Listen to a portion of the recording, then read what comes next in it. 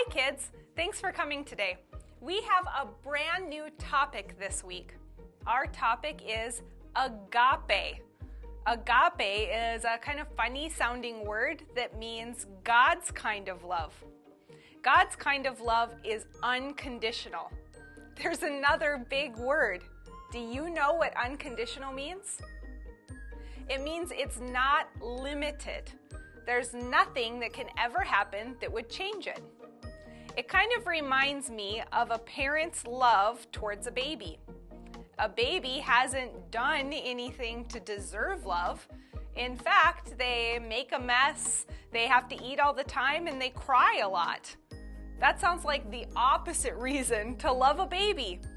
And yet, when you talk to any new parent, you are going to find that they love their new baby. That's unconditional love. Let's watch this video clip and see what Johnny learns about love.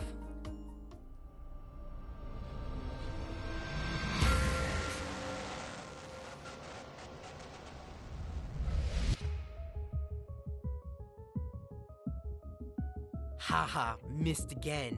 How much have you spent? $10? You're not getting that ring. Give me a turn already. Don't get mad. Give the kid his turn. Come on, man. I only have one. Alright, fine. Since you only have 1 quarter.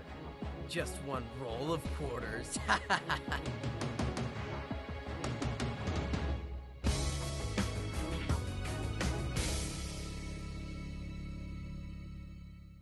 Did that boy deserve Johnny's love?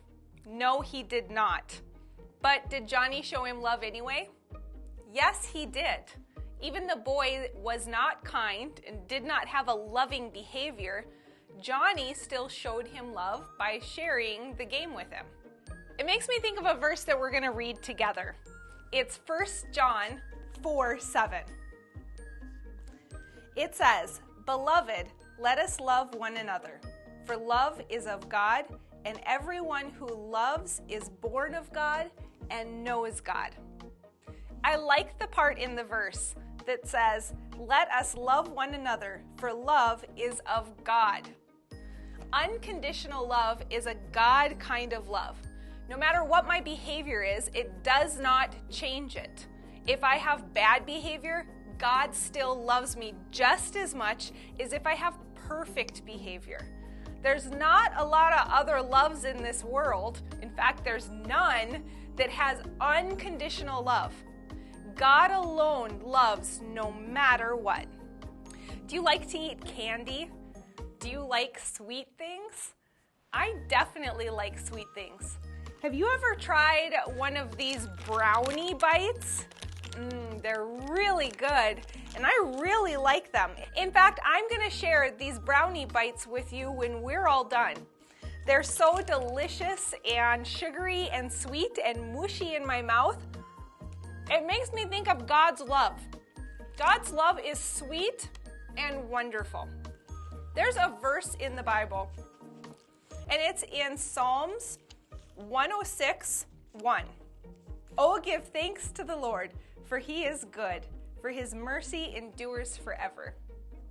Do you know what that means, his mercy endures forever?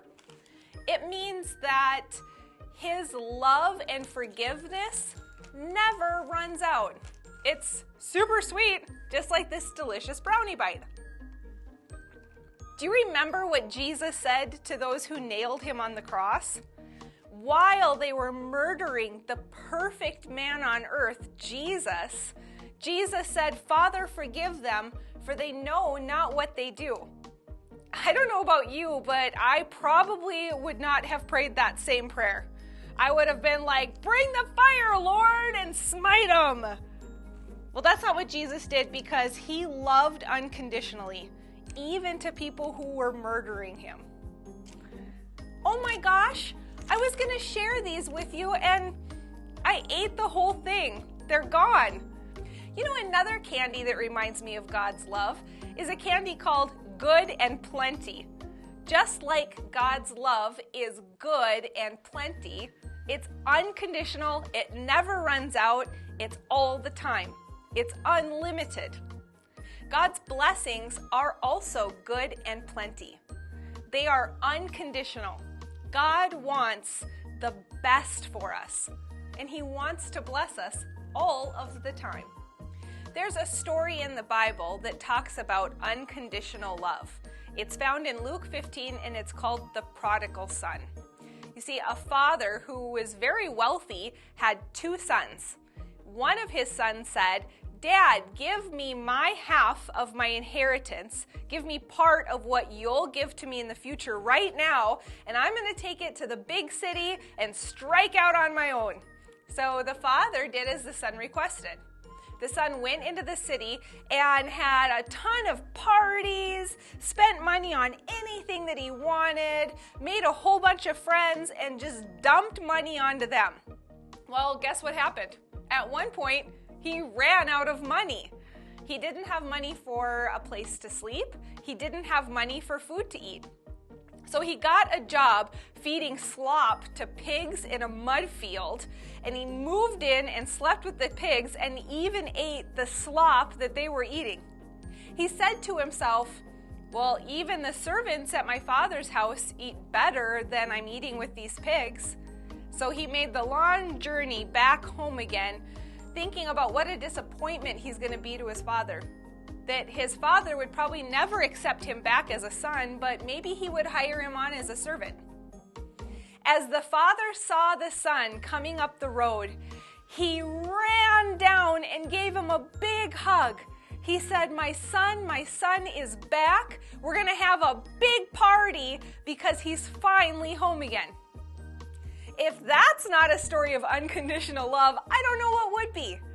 The father loved the son even when he spent all of his money, he made a mistake, and came home with his head hanging down because he was so disappointed in himself. The father wrapped his arms around him and was just glad that he was home. There is nothing that you can do or say that will change God's love for you, because God is love. Unconditional love. Love that is not limited and is not changed by anything that we do with our behavior, with our words, with our heart. Let's play a game together today.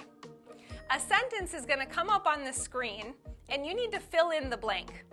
When you decide which word fits perfectly into that blank, I want you to shout out the letter that's in front of the word. So we should be hearing all over the place, C, C, or maybe B, B. And let's see if you chose correctly.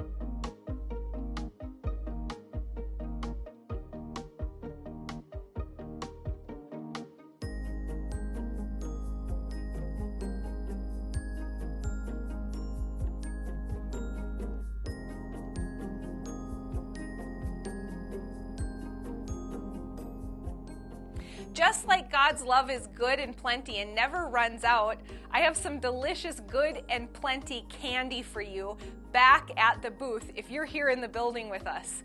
Every time you eat one, I want you to remember how God's love is good and plenty. Today we learned a lot about God's love, and we're going to continue over the next couple of weeks to learn more about God's unconditional agape love. Thanks so much for joining me today. I can't wait to see you next week.